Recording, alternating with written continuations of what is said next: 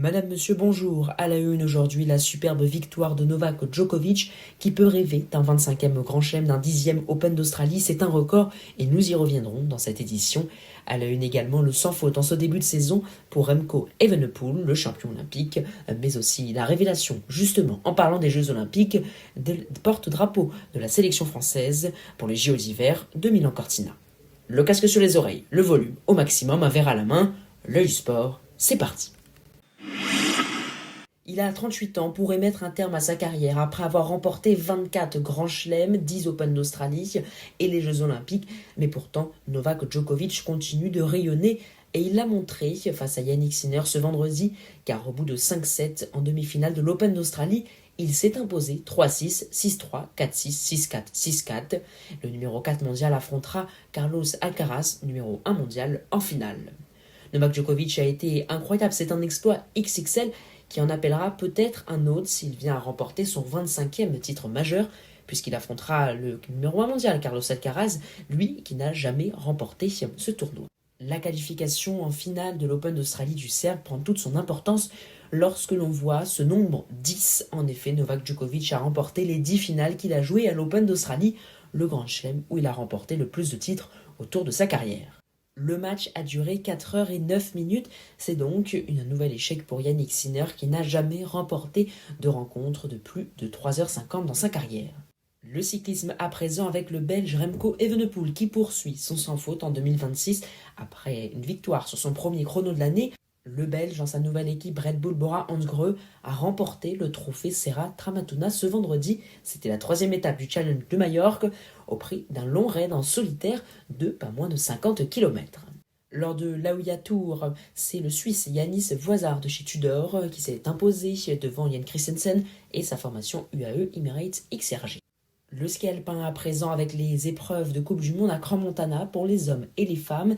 Il s'agit de 2 descentes et celle des femmes a été interrompue après 3 chutes, dont celle de l'états-unienne Lindsey Vonn. Seulement 6 coureuses étaient parties et la course a été annulée pour des raisons météorologiques. Du côté de l'équipe de France olympique, nous avons appris aujourd'hui les 2 porte-drapeaux pour la cérémonie des Jeux olympiques qui aura lieu à Giuseppe Meazza le 6 février prochain à 20h. Il s'agit de la double médaillée d'or Chloé Trechepeux en snowboard, mais également du skieur alpin recordman de victoire en Coupe du Monde Clément Noël. Pour les Jeux paralympiques du 6 au 15 mars, il s'agira de la parasnowboardeuse Cécile Hernandez et du skieur Jordan Broisin. D'ailleurs, n'hésitez pas, mettez-nous en commentaire ce que vous pensez de ces choix. D'autres auraient-ils mérité cette place ou non? Dites-nous tout. Une information parasportive importante en basket puisque l'Assemblée des actionnaires de l'Euroleague était réunie ce vendredi et a élu l'Espagnol Jesus Bueno, âgé de 56 ans. C'est un ancien de la NBA Europe. Il est maintenant le directeur exécutif de la société qui administre l'épreuve reine du basket européen et remplace le Lituanien Paulis Montierolas. Avant de vous présenter dans un instant le programme, un mot de notre partenaire. Il s'agit de myfuturegift.com. Vous les connaissez peut-être déjà. C'est un site internet où vous trouverez tout ce dont il vous faut. Que ce soit pour trouver un élément de déco pour votre appartement, ou bien des accessoires pour vous mettre ou remettre au sport, mais surtout des cadeaux à offrir à toute votre famille. Rendez-vous sur myfuturegift.com et un grand merci à eux de nous soutenir. Allez faire un tour, c'est comme ça aussi que vous nous aidez à nous développer et vous proposer toujours plus de contenu. Le programme, donc je vous disais, avec la 20e journée de Ligue 1 qui s'ouvre ce soir à 20h45, Lens Le Havre, à 17h samedi, Paris FC Marseille, Lorient-Nantes à suivre à 19h, à 21h05 Monaco-Rennes, Lyon-Lille, c'est le choc de cette journée à 15h dimanche, Toulouse-Auxerre à 17h15, tout comme Nice-Brest et Angers-Metz, à suivre à 20h45 en clôture, Strasbourg-Paris Saint-Germain. En rugby, la 16e journée de Top 14, le tournoi destination commencera jeudi. Les internationaux sont donc déjà partis, ce qui peut donner lieu à de belles surprises. Montpellier Stade Français est à suivre ce samedi à 14h30, 16h35, plusieurs matchs Castres Olympique et SM Clermont, Racing, USAP, Stade Rochelet, Loup, mais aussi US Montauban, Bordeaux-Bègles, Stade Toulousain, Aviron Bayonnais, ce sera à 21h samedi, et dimanche à 21h05 sur Canal+, section paloise, RC Toulon. L'Euro de handball avec les demi-finales ce soir à 20h30 Danemark-Islande. Notez qu'à l'heure de cet enregistrement, le match Allemagne-Croatie est en cours. Il s'agit de la première demi-finale. La finale aura lieu dimanche.